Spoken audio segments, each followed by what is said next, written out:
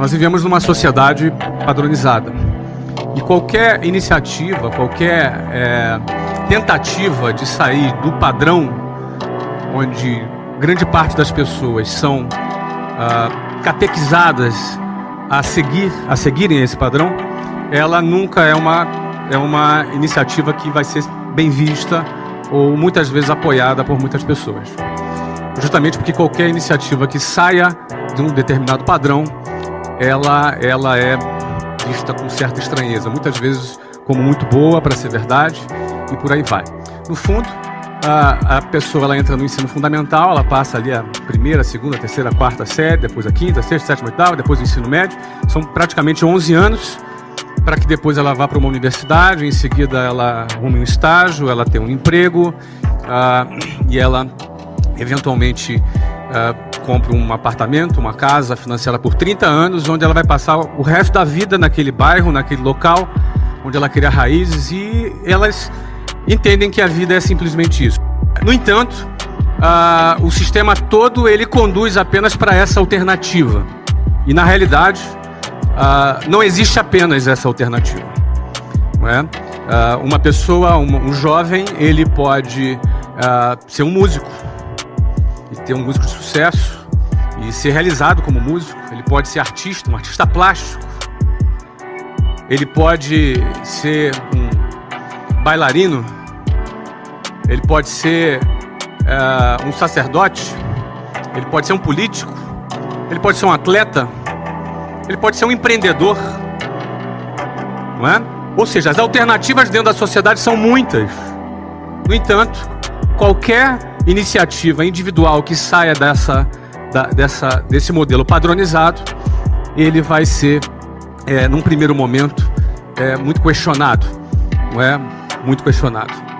Existe uma fase na vida de um empreendedor que é aquela fase que ele ainda não conquistou credibilidade. As pessoas ainda não depositam sobre ela ainda uma grande credibilidade. Então, essa iniciativa de sair do padrão, ela vai ser sempre criticada. Ela vai ser sempre, muitas vezes, até vítima de chacota. Mas o que acontece depois que vem os resultados? Esse mesmo cara desestruturado, esse mesmo cara, essa mesma pessoa criticada, essa mesma pessoa que foi vítima de bullying, de chacota, essa mesma pessoa recebe os famosos tapinhas nas costas, os parabéns, e aquelas mesmas pessoas que criticaram serão as mesmas pessoas que vão chamar aquele desajustado de visionário, de gênio, o cara. No fundo, essa mesma sociedade que é padronizada é a mesma sociedade que se comporta com essa mesma hipocrisia.